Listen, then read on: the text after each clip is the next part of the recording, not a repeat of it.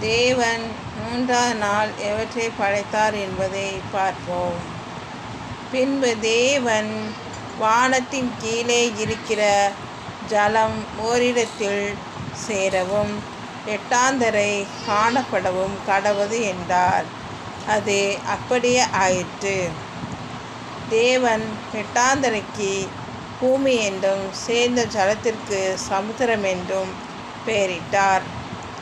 தேவன் நல்லது என்று கண்டார். அப்பொழுது தேவன் பூமியானது புல்லையும் விதையையும் பிறப்பிக்கும் பூண்டுகளையும் பூமியின் மேல் தங்கள் விதைகளுடைய கனிகளை தங்கள் சாதியின்படியே கொடுக்கும் கனி விருட்சங்களையும் முளைப்பிக்க கடவது என்றார். அது அப்படியே ஆயிற்று. பூமியானது புல்லையும் தங்கள் ஜாதியின்படியே விதையை பிறப்பிக்கும் பூண்டுகளையும் தங்கள் சாதியின்படியே தங்கள் விதையுடைய கனிகளை கொடுக்கும் விருட்சங்களையும் முளைப்பித்தது. தேவன் அது நல்லதென்று கண்டார். சாயங்காலமும் விடியற்காலமுமாகி மூன்றாம் நாள் ஆயிற்று. மூன்றாவது நாள் எதை படைத்தார் அப்படின்னா, வானத்தின் கீழே இருக்கிற தண்ணீர் அது ஒன்றா சேர்ந்து கடலாக படைத்தார்.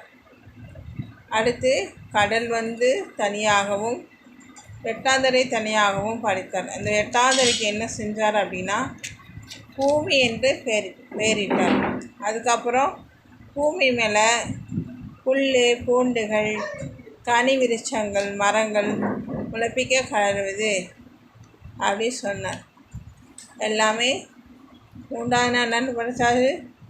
எட்டாந்தரைக்கு பூமி, அடுத்து ஜலத்தை தனியாக பிடிச்சாரு, அதற்கு கடல் அப்படின்னு பிரித்தார். கடல் அப்படின்னு நம்ம சொல்கிறோம்.